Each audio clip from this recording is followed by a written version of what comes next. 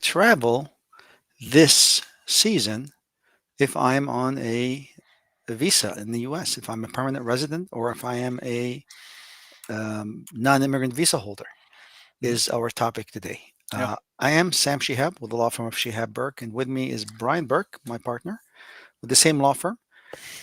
We are um, a firm that practice immigration law, focus on employment, immigration, and family immigration law. Hmm. And we spend 30 minutes once a week, sometimes twice a week, depending on whether there is really a need to discuss a point of interest or an issue of interest and to answer questions. We will do that in the next 15 or 20 minutes. So you can bring those questions on YouTube live, or you can send them in confidence to immigrationquestions.us. That's our website, and we can pick those up and answer them as well. Brian, should people, let's maybe break this up, maybe permanent resident and non-immigrant visa holders. Let's start with the difficult one, non-immigrant visa holder. Should that non-immigrant visa holder travel? And let's start with H-1B. Okay.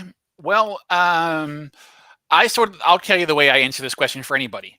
My sort of instinct right now is avoid travel if you can, because boy howdy, it seems like, once a month you get a fun, new, and exciting policy that, has the ability to impact you. Case in point, what we've had is, travel bans, H-1B, $100,000 fee, um, you know, all sorts of fun stuff out there. But maybe if we're going to go a bit deeper, I'm going to say depends upon where you're at. If you're living a normal, happy, crime-free life in the United States, you're in compliance with your, H-1B.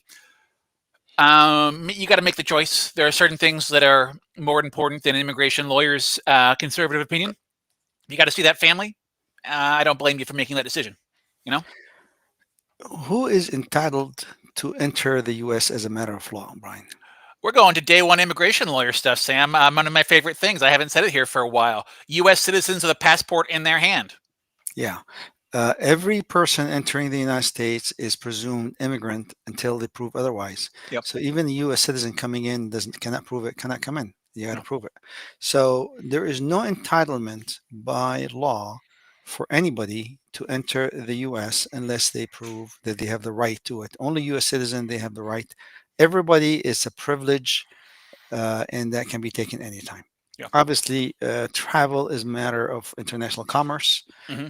We live on Earth and we relate to the world, and we travel to many countries, and many people travel to our country. Yeah. And in that process, a lot of people do have no problem, have no Sure. issues. And it is a question of tolerance. What is your tolerance? Yeah. Um, Under H-1B, obviously, the biggest problem is the $100,000 fee. Sure. Um, the regulation says if you have a visa as of 921, a valid visa as of 921 2025, you're not subject. Yep.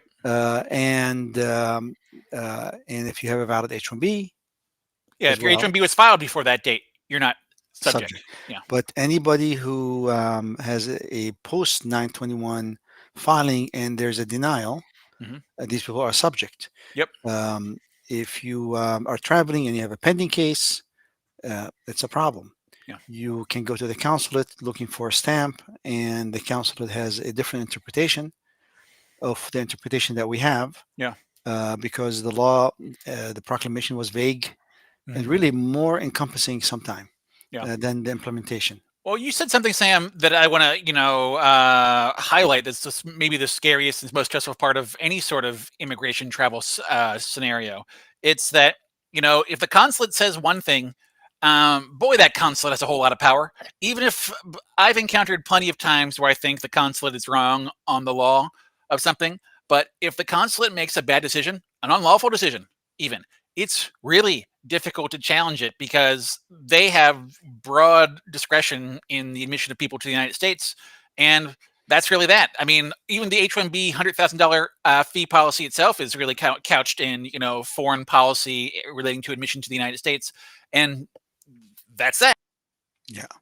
Uh, uh, just to let everybody know, there is a on the regulatory agenda. This is the agenda that the publish every year about what they intend to do, what they intend to change. There is some language on the regulatory agenda for H-1B that says DHS proposes to reform the H-1B program by revising eligibility for cap exemptions, providing greater scrutiny for employers that have violated the program requirements, and increasing oversight over third party placements. Increasing oversight over third party placements, among other provisions. These changes are intended to improve the integrity of the program, etc., etc. So if you are in uh, uh, in a consulting setup, um, uh, you will um, um, uh, uh, be seeing changes next year. Um, and my friend Brian Burke, internet, he told me has died. Um, Very interesting. Um, so, anyways, we will continue as Brian trying to figure things out um, for himself, and therefore if you're on H-1B visa, you are going to um, be seeing some changes. And because of that, traveling during this difficult time or this special time, it's not ideal. Let's move on and talk about um, uh, F1 visa holders. Um, no more D/S if you are on an H-1B. Has changed now. You get up to 4 years on student visa, and you renew that. The F1 visa OPT, STEM OPT, is going through a change. There is going to be either an elimination or a restriction on the STEM OPT visa as well. So if you are on an F1 visa, um, and you're traveling and coming back, also this is in the crosshair for change, and um, and it is possible that there could be an issue with that as well. Again, it's part of the proposed regulation for 2026 to change that. Now, consistently, I see people leaving and coming back without a problem. Consistently, I see people um, telling us, we had no issues coming in. The question is how important it is. Brian, can you? Yeah, thank you. How important it is to you to travel, and to what extent you want to take that risk. But clearly, I would say it is riskier this year to be on H-1B than, let's say, 3 years ago and come back. It's riskier this year to be on F1 visa and to travel and come back. Um, Other visa type, Brian, obviously does not really change. I mean, on the H-1B visa, the only thing unique is the 100,000. Other Mhm. visa holders, O visas, L visas, L visas, by the way, so everybody understands, there is a higher rate of denials right now on L visas across the country. Blanket L visas are getting denied.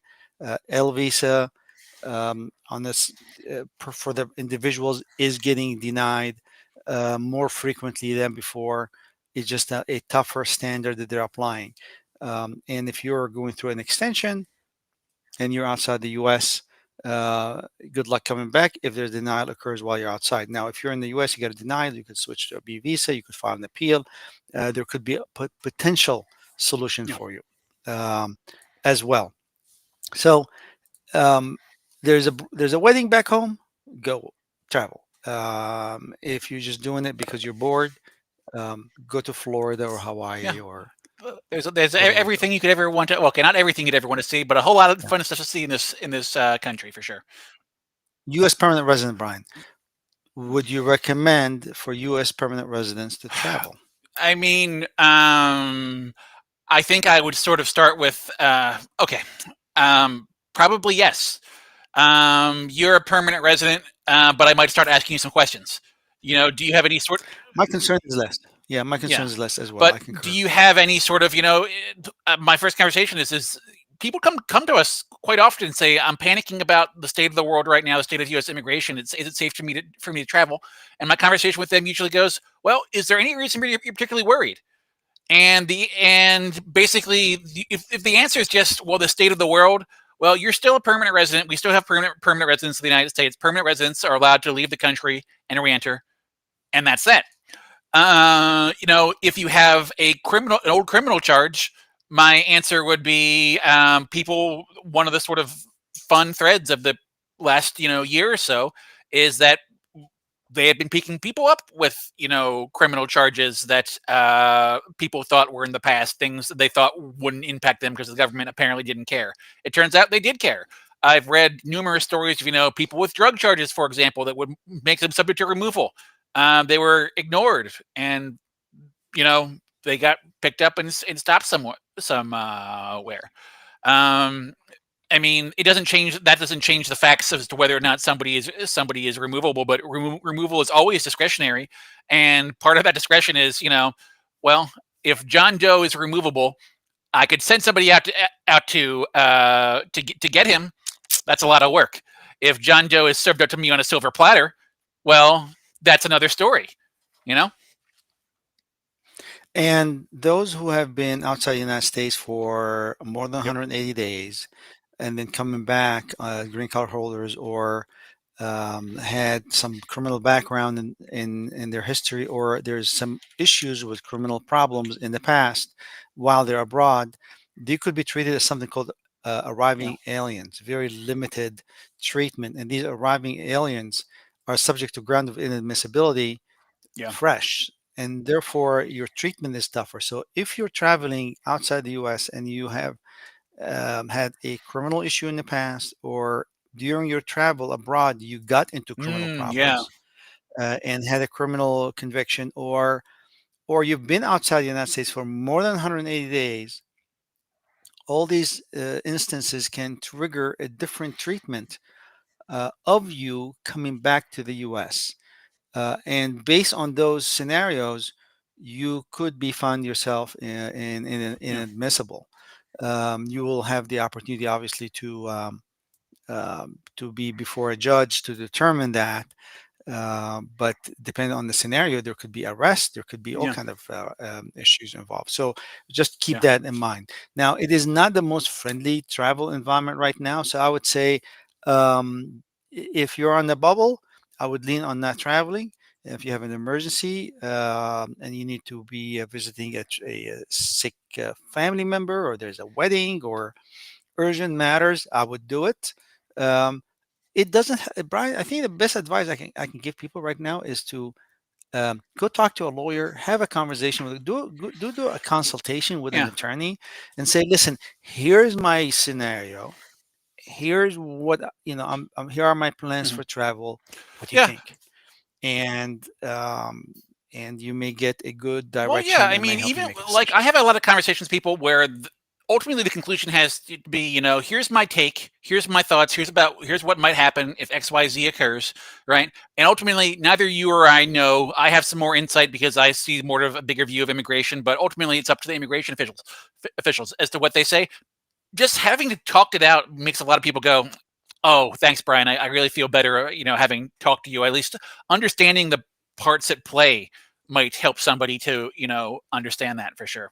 Just feel better." If you're not immigrant, my immediate answer is no. Convince me otherwise. That's a fun way to put it. Yeah. Let's put it that way. And if you're a permanent resident, I would say my answer is yes, but I need to go talk about your background. And if you get in trouble abroad, Yeah. good Yeah. luck. Stay out of trouble. I mean, especially drug-related convictions. You think there's a lot of states have legalized marijuana. Such a common And thing it that, is that not. that comes up. Yeah. It's a federal Yeah. offense. I mean, there's a lot of cultures where that is acceptable, and if you have any traces of Mhm. it on you, that Yeah. can be a Yeah. problem, Yeah. etc., etc. Yeah. So keep in mind those issues. Now we have this website called Yeah. immigrationquestions.us, where we take questions. And I think there have been a There's few quite a bit of questions questions throughout. in immigration questions Yeah. dot us. Yeah. Yeah. So, and for you guys listening to us right now, you can go ahead and drop those questions as well. I know some people log in late and listen late to us and don't listen to us Mhm. live. You can drop your questions at Yeah. immigrationquestions.us. If you listen, and we will put that URL at the bottom here next time. I think we forgot Yeah. to add that. We will do that. Uh, and help you out at least visually to Mhm. see it. But Brian, let's start with the first one if Yeah. you Let me got one for just me here, try to get it on the which we yeah, cleaned for you, by the way. what good citizen did that? Well, any well, thanks, Alyssa. Alyssa. Yes, a lot of things here. So this is one that came in after last week on the 18th. So following up to your answer that all I-45 applications are having interviewed, what to expect in the EB-1B I-45 interview. Now, I have to sort of, backtrack. Most everybody's getting interviewed, but again, one of the things we talked about last Monday was I have a client, a very jolly, happy guy, a state or two over from us. He was a medical doctor, and he got his EB approved in the EB3 category without an interview recently. So I guess there's always an exception to what we're seeing out there, and I'm happy for him. So, what do you expect to see in an EB1B I-45 interview? I'll give my very brief answer because sometimes people are mystified by actually what goes on during an interview. Is first of all, in an I-45 interview, they're going to go through your I-45 form, confirm the accuracy of the information you've given them, go through essentially more or less page by page and say, what's your full name? What's your date of birth? Where are you born? Where do you currently reside? Where were you before that? That sort of thing. Confirm that information. Confirm your answers to those security questions. And then beyond that, I guess fundamentally they're going to be likely to be asking you about the substance of your work, the basis of your green card application. You should be able to articulate, what do you do for a living? How have you gotten here? And really, the quick version here is that's that. I mean, if I want to do an interview prep call with somebody, I'll spend an hour. Easy is the bottom line. You know. I'll add a couple of things. Excellent answer. Thanks, Brian. I would add a couple of Okay. things to that. I would say for people to understand the adjustment status interview is to realize that 80% of the adjustment status interview is the same for everybody. I don't care whether you're EB1, EB2, EB3, F1, well, family base, Yeah. F1, Yeah. whatever, F2A. How about that? Yeah. Yeah. F3, Yeah. Yeah. yeah, yeah. Yeah. It doesn't matter. Marriage petition, the 20, 30% uh, are different based on the nature, the underlying application. Hmm. In family cases, they want to prove that the relationship is sound. In employment cases, they want to make sure that the employment is Yeah. sound. And when we talk about the employment, you break it down to which type of employment and what kind of evidence would support that Yeah. type of employment. If you're in the EB5, employment creation, you have to prove that you've created the employment. In EB1, you have to prove that you work in the area of extraordinary ability, or EB1C The executives is and managers. with the Now, company. so Yeah, agree you should be able to do that, but I find when I go to a lot of employment-based interviews, the officer on the other side of the table doesn't really, ask that much question about the substance of your underlying immigration eligibility. They might. Sometimes they do. Occasionally you get one who's really tuned in on employment immigration, but usually it's a very much a through the motions kind of checking your basic immigration eligibility, what's on the I-45 itself. Now, mhm, interesting point mhm, on that, Brian. To kind of do a back and sure. forth, so for the benefit of people listening to us, it is true what Yeah, you're saying, but because the facts surrounding the um, case is different. So most family cases have admission issues sometimes, compliance, different types of history that sure. attaches to that family case. Whereas the employment, most of these people come in on H visas, and there typically seems to be a higher educated cut on average, and there's a little more Well, compliance sure. on those things. So the facts change, and therefore the questions Well, change. I 100% agree with that. I mean, just to sort of, and speaking of the questions they ask, though, I mean, to sort of pull, you mentioned family cases. I mean, when I go to local field offices for an employment case, I get the impression that the officers don't handle that many employment cases there. They spend most of their time on those family cases with those family case issues. You know, Hmm. They've they gotten have. better in the last few years, but still Yeah, you've much been doing this improvement longer is than me, needed. but Yeah. I mean, you probably say the same thing. Over the course of my time doing this job, I've seen that more and more officers with knowledge of employment You've been immigration. doing this You for know, a while. Yeah, yeah, yeah. yeah, yeah. They've So improved. there's a Yeah, follow up question, which I'm not going to bother putting up here, but from the same individual, it says, "Is it advisable to take an attorney with you?" You know, that's a great question. It's a great question. How would well, you answer? I will tell people. Usually, if I really think you need an attorney, I will explicitly tell you you need to take an attorney with you. It's worth talking to an attorney for sure to get an idea as to what to expect during an interview. And usually during that conversation, you'll get an idea as to whether you need one as well, because you'll get an idea if you have any real issues. Bottom line, but it never hurts, You need lawyer in two you know. scenarios. You need lawyer when your lawyer, if you a good lawyer tells you you need one, man. You need an attorney on this case. I'm handling a case right now, and um, I'm telling the client you need a lawyer. You Yeah, need an attorney, yeah, 100%. Yeah. So because it's just intricate enough that the case can turn on minor little interpretive or yeah. I mean, detail, etc. yeah, there's Or always a conversation yeah, I have with people of, but for you, it depends upon how you feel. What kind of person you want to feel like you have somebody in your corner? What kind of level of confidence are you feeling? Do you want, I mean, I think if I was going through this process, I like the idea of being with somebody who's been to, 50 or I don't know how many I've been to yeah, any anymore, but, enough such that I'm not spooked by, the nature of what's going on there, I guess is yeah. yeah. So that's number one. The second Hmm. reason, Brian, you need a lawyer is you may need a lawyer if you feel you need a lawyer. So a lot of time people don't have an issue. And I would, I would typically tell 80% of my clients that cases, the type of cases I handle, you don't need a lawyer. 20%, I would say you need a lawyer. But of the 80%, there's a significant minority, maybe half of them or less than half of them want a lawyer because they just don't want to be surprised or not feel under Yeah, pressure, and that's discretionary. So you really need a lawyer when your attorney tells you you need one, or you feel you yeah, need one. But really, outside that, if you can do this on your own, more yeah, power to you. yeah. So maybe another question here that's sort of, let's say, within the realm of that one, about another interview question here. My case status changed to ready for interview on November 4th. Is there a way to expedite it to make it scheduled? Also, if I get my medicals done in lieu of interview, how long are they um, valid for? Well, um, In lieu of yeah, interview, I I mean, don't get it. maybe he's just maybe the wrong word. Maybe it's for submission at the interview. But generally speaking, medical exams are considered valid for 2 years at this point. But don't hold your breath on that.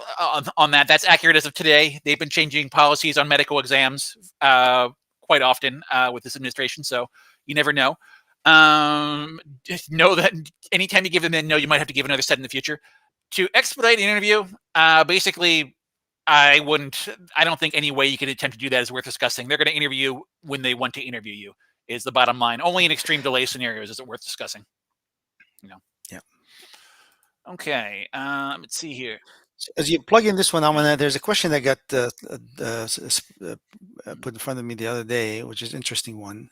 As you locate the next Hmm. question, Brian, is if I don't submit my medical with the adjustment of status application, because it's required, by the way, if I don't submit that, do I get a rejection or do I get a request Yeah. for evidence?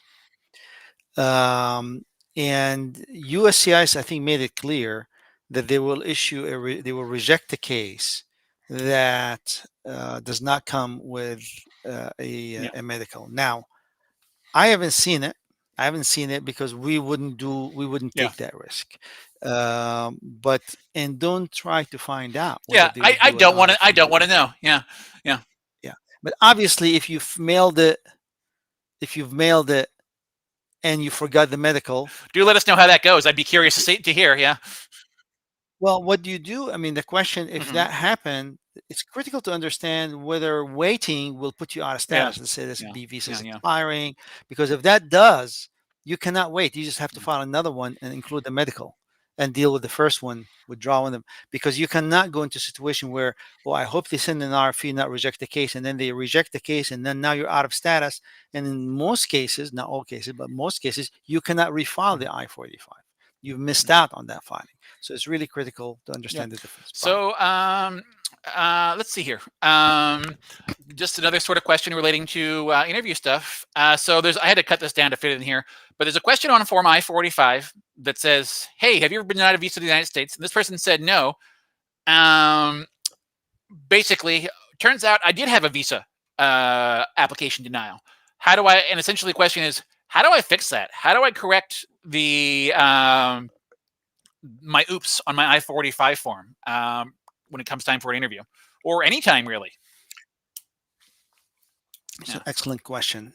And that one honestly needs a full answer because, Brian, In this climate. we've seen it in this office, and also we have seen I've seen it Yeah. from other attorneys Yeah. talking about it, comparing information from the DS Oh yeah. 160 to the application. They're pulling all that Yeah. State Department visa Yeah. application information. I have an RFE in my hands right And now on somebody's I-140 petition, yeah, where somebody actually notice intent to deny, if I'm being accurate, and it essentially says, "Hey, you say in your perm and I-140 that you have a bachelor's degree in such and such from ABC University abroad, and when you did your DS 160 5 years ago, you said you had no education at the secondary level or above." You know, and now it becomes a big factual question that the government is probably going to see the light on. But they can go back and look at these records. They have access to these things. Presume the government knows everything about your immigration history, because they do. They keep their records forever. I had one of my first research projects I ever did around here. It's how long do they keep your records? Forever, more or less. absolutely, Yeah. yes. So How would you basically, handle this? yeah. If you right now, I'll tell you a story, Sam. I had somebody filed an I-130, right?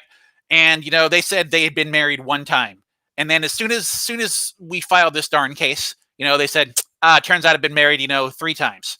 And the answer is, Minor change. It's not that big of a deal. well, on a case that's pending with the government, it's get that information out there and document it. And in that case, it was, let's send a letter out to the government, in a trackable way, so we can confirm that it's been received, that corrects the information. That's that.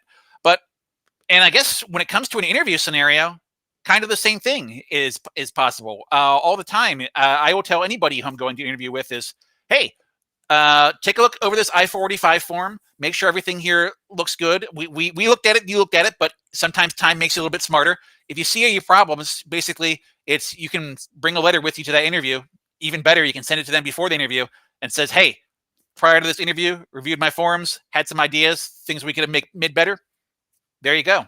And you put the right facts, and you turn. I always explain it. You turn an aha moment into a okay moment. You know. Yeah.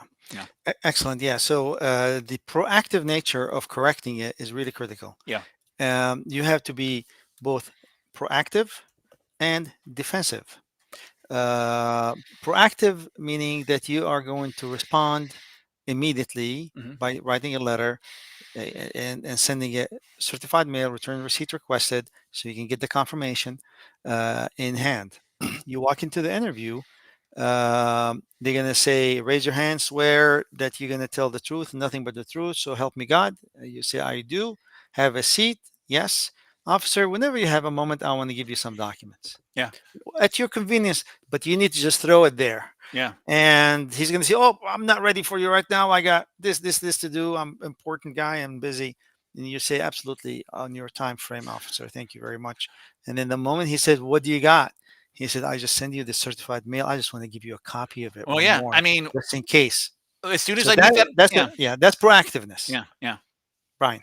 Yeah, as soon as I'm is it's usually as soon as I'm in the room with my client, just say, hey, let you know, Dave had prior to this interview reviewing some forms. They had some updates. I have a letter for you on the subject. Happy to hand that to you whenever it is, because I love to have brought it up before they Yeah, potentially bring exactly. it up. You know? Right. And that's both proactive and Yeah. defensive. Defensive because you walk in, you hand him the letter one more time. Yeah. I've never had a problem with USCIS losing, uh, I mean, losing evidence and then denying a case that we've never had. Although we've taken cases where clients said, "Yeah, I uploaded this online," and the officer said, "You don't have it, and I don't have it," and blah blah blah. Yeah. But be that as it may, you've sent it by certified mail. You're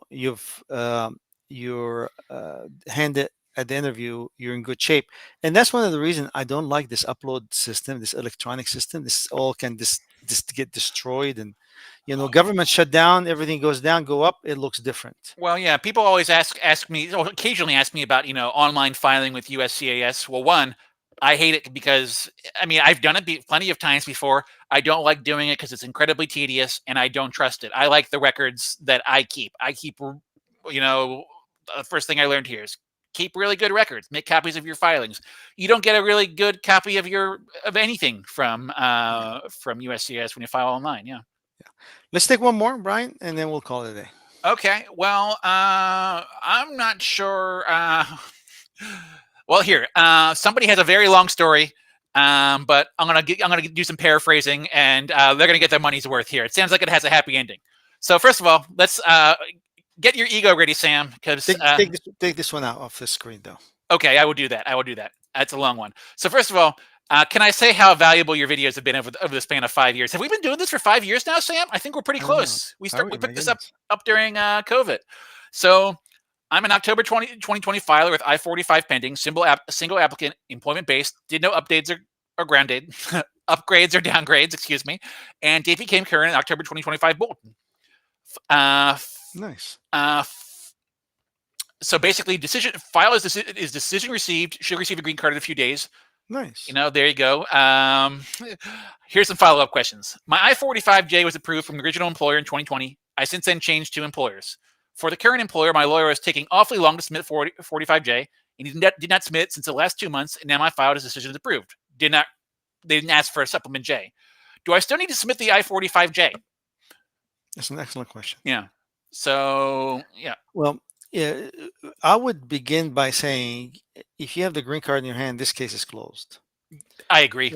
I would, however, get a supplement J signed for my record. I would ask the employer to say, listen, I may get contacted by USCIS. We've had people contact and say, "Oh, we've just opened this file, and oh my goodness, this is missing. We need to look at this." Yeah. So I would request a copy of that supplement J signed in your record just in case to be on the safe side. Because if that has revisited and then you've changed jobs, they're going to say, well, you can't prove you were employed at the time. You didn't have a supplement J for that time. So you need it for your record. Keep it for until you apply for citizenship, I guess. Yeah. And then you can do a bomb fire party when you become a citizen, and you can burn it. It's no longer needed Yeah. at that time. I'm gonna But that's get my answer. I want to get to the rest of these. They're short questions here. Easy questions. For questions we can answer right quick. Can I travel to home country after 2 months of getting green card? Sure. Absolutely, yes. Yeah. Keep our prior conversation about traveling with a green card in mind. But if you just got your green card, obvious odds are you don't have any of those big institutional problems that Sam and I were talking about earlier. And one last question, which we're going to put up here. Kind of relevant. Do I need to anticipate any issues in terms of travel and what I need to do prepare for return at the port of entry? Which is kind of a good question for a new green card holder. I never traveled with my green card before. What's different? What can I expect? Yeah. So I think my advice is keep your first travel less than 30 days, in my opinion. Okay. Don't go for long trips. Yeah. You must have a valid passport to enter the US. Remember that. Yeah. You also must have the green card in hand. Yep. Very important.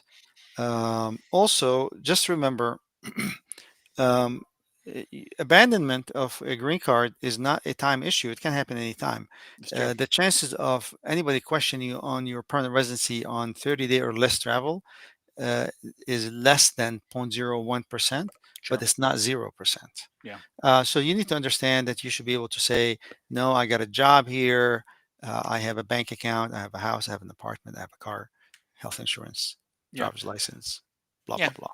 I mean, I guess the point I'll make is your green card that you get, even though they mark everybody's green card with a category, and you'll see writer that you'll get your category that if you look it up will refer to an employment based category, but your green card is the equivalent of somebody who gets on a family based category, asylum, refugee, any other category. You're a permanent resident. You can enter the United States. I mean, my minimum is passport in hand, green card. But you're right, Sam. If in the event of any question, you should be able to document that. Darn it, I Tell them live the in the truth. United Yeah, States. yeah, yeah. Yeah, yeah, With that, we end today's session. Thank you guys for listening to us. We'll be back 6 o'clock Eastern time for another 30 minutes. Immigrationquestions.us. You can drop your questions during the week. If you want to contact us, here's our URL.